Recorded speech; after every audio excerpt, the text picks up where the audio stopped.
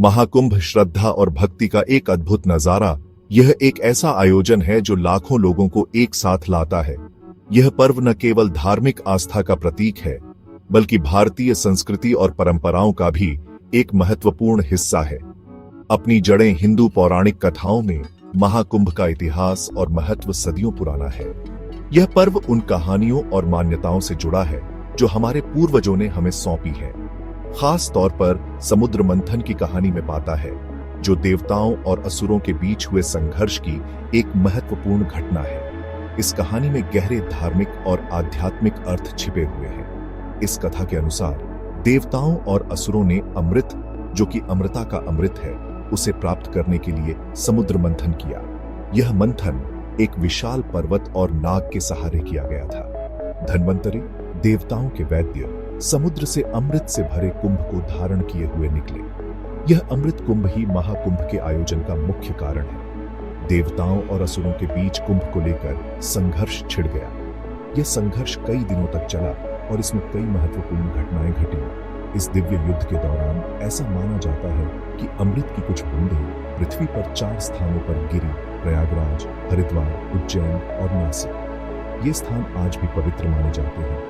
प्रयागराज, हरिद्वार, उज्जैन और नासिक। इन स्थानों पर हर 12 साल में कुंभ मेला आयोजित किया जाता है, जो लाखों श्रद्धालुओं को आकर्षित करता है। ये पवित्र स्थल कुंभ मेले के लिए निर्धारित किए गए, जो हर 12 साल में आयोजित किया जाता है। इस मेले में लोग पवित्र नदियों में स्नान करते हैं और विभिन्न धार्मिक अनुष्ठान करते हैं। और इन सब में सबसे भव्य महाकुंभ हर 140 साल में प्रयागराज में होता है। यह आयोजन अद्वितीय होता है और इसमें भाग लेने के लिए लोग दूर दूर से आते हैं। अमृत की कहानी, अमृता की अनंत खोज और इन पवित्र स्थलों पर दी गई दिव्य कृपा की याद दिलाती है। यह पर्व हमें हमारे धार्मिक और सांस्कृतिक धरोहर की याद दिलाता है और हमें एकता और भक्ति के मार्ग पर चलने के लिए प्रेरित करता है। महाकुंभ लाखों हिंदुओं के लिए एक गहरा आध्यात्मिक अनुभव है। यह एक ऐसा पर्व है जो हर 12 साल में आयोजित होता है और 4 अलग अलग स्थानों पर घूमता है: प्रयागराज, हरिद्वार, उज्जैन और नासिक। इन स्थानों का चयन पौराणिक कथाओं और ज्योतिषीय गणनाओं के आधार पर किया गया है। ऐसा माना जाता है कि इस दौरान इन पवित्र स्थलों पर बहने वाली नदियां अमृत की शक्ति से भर जाती हैं। यह अमृत, जो देवताओं और असुरों के बीच समुद्र मंथन के दौरान उत्पन्न हुआ था, अमृतत्व का प्रतीक है। कुंभ के दौरान इन नदियों में स्नान करने से व्यक्ति को अमृत के समान लाभ प्राप्त होते हैं। कुंभ के दौरान पवित्र जल में डुबकी लगाना बहुत ही शुभ माना जाता है। यह केवल एक धार्मिक अनुष्ठान नहीं है, बल्कि एक गहरी आध्यात्मिक प्रक्रिया है जो आत्मा को शुद्ध करती है और व्यक्ति को दिव्यता के करीब लाती है। ऐसा माना जाता है कि यह व्यक्ति के पापों को धोता है, आत्मा को शुद्ध करता है और उसे मोक्ष के करीब लाता है, जो कि जन्म और मृत्यु के चक्र से मुक्ति है। मोक्ष की यह अवधारणा हिंदू धर्म में अत्यंत महत्वपूर्ण है और कुंभ मेला इस दिशा में एक महत्वपूर्ण कदम माना जाता है। पवित्र नदियों में स्नान करने की क्रिया स्वयं की प्रतीकात्मक सफाई, पिछले कर्मों को धोने का प्रतिनिधित्व करती है। यह एक ऐसा समय है जब व्यक्ति अपने जीवन के पिछले कर्मों पर विचार करता है और उन्हें सुधारने का संकल्प लेता है। यह आत्मनिरीक्षण, प्रार्थना और आध्यात्मिक नवीनीकरण का समय है। लोग ध्यान और प्रार्थना के माध्यम से अपनी आत्मा को शुद्ध करने का प्रयास करते हैं और इस प्रक्रिया में उन्हें एक नई ऊर्जा और शांति का अनुभव होता है। जीवन के सभी क्षेत्रों के लोग आध्यात्मिक शांति और आशीर्वाद की तलाश में कुंभ में आते हैं। चाहे वे युवा हो या वृद्ध, सभी के लिए यह एक ऐसा अवसर है जहां वे अपने जीवन की दिशा को पुनः निर्धारित कर सकते हैं और एक नई शुरुआत कर सकते हैं। पूरा वातावरण भक्ति से ओतप्रोत होता है, क्योंकि मंत्र और भजन हवा में गूंजते हैं, एक अलौकिक वातावरण का निर्माण करते हैं। यह एक ऐसा समय है जब व्यक्ति अपने सांसारिक जीवन से ऊपर उठकर एक उच्चतर आध्यात्मिक अवस्था को प्राप्त करने का प्रयास करता है। महाकुंभ सहित कुंभ मेले का समय कोई मनमाना नहीं होता है।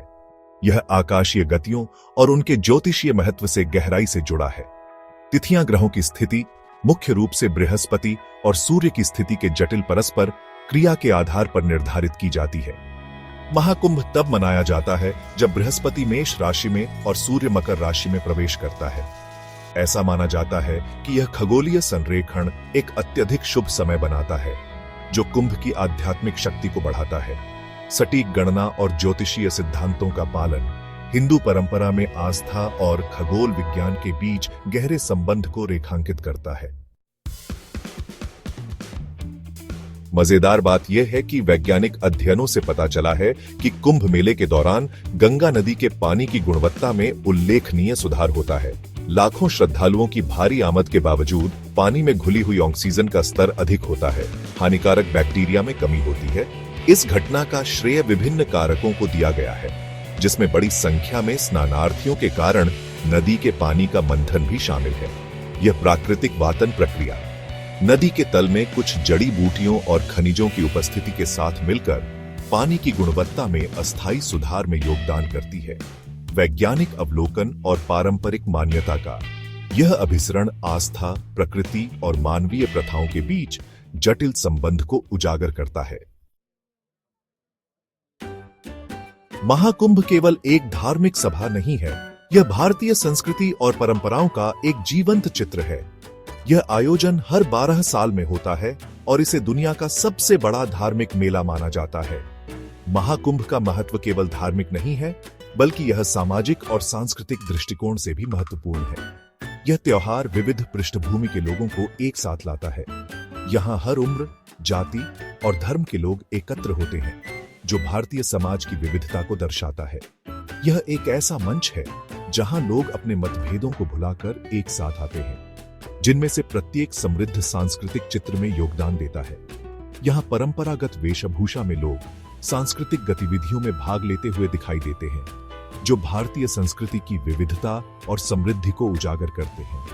अपने राख से सने शरीर और जटाओं वाले तपस्वी नागा साधुओं से लेकर भगवा वस्त्रधारी तीर्थयात्रियों तक, हर कोई यहाँ अपनी आस्था और परंपराओं का पालन करता है। नागा साधु, जो अपनी तपस्या और साधना के लिए जाने जाते हैं, महाकुंभ का एक प्रमुख आकर्षण होते हैं।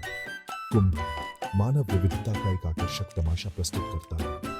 यहाँ की भीड़ में हर रंग, हर रूप और हर भाषा के लोग मिलते हैं, जो इस आयोजन को और भी विशेष बनाते हैं। संगीत, नृत्य और कहानी सुनाना कुंभ मेले का एक अभिन्न अंग है।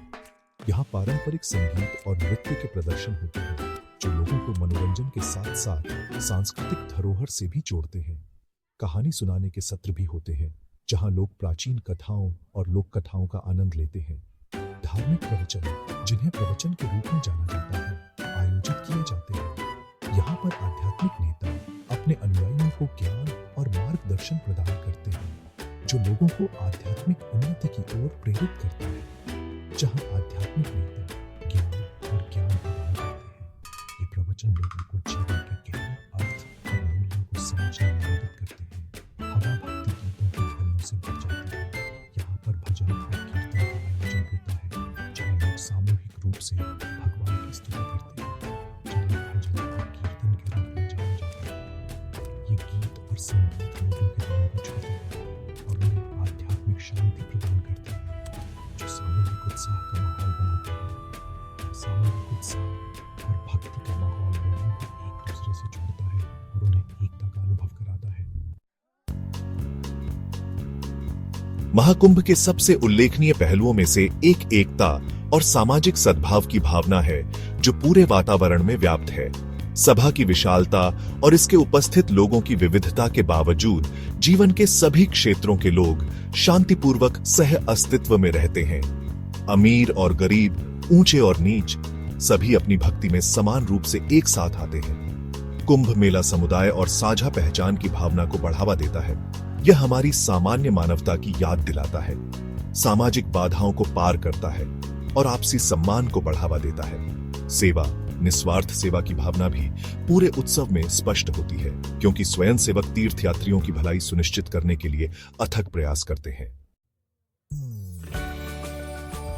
महाकुंभ मेला आस्था की स्थायी शक्ति, विज्ञान के चमत्कारों और भारतीय संस्कृति की समृद्धि का प्रमाण है। यह पौराणिक कथाओं, आध्यात्मिकता, खगोल विज्ञान और सामाजिक सद्भाव का संगम है, जो सभी मानव अनुभव के एक भव्य ताने बाने में बुने गए हैं। यह त्योहार भारत की आत्मा की एक झलक पेश करता है, जहां आस्था और तर्क का सह अस्तित्व है और परंपरा और आधुनिकता आपस में जुड़ी हुई है। महाकुंभ सिर्फ एक घटना नहीं है, यह आस्था की यात्रा है, जीवन का उत्सव है और हमारी साझा मानवीय विरासत की याद दिलाता है। यह एक ऐसा अनुभव है जो मंत्रों की अंतिम गूंज के फीके पड़ने के बाद भी आपके साथ रहता है, आपकी आत्मा पर एक छाप छोड़ता है।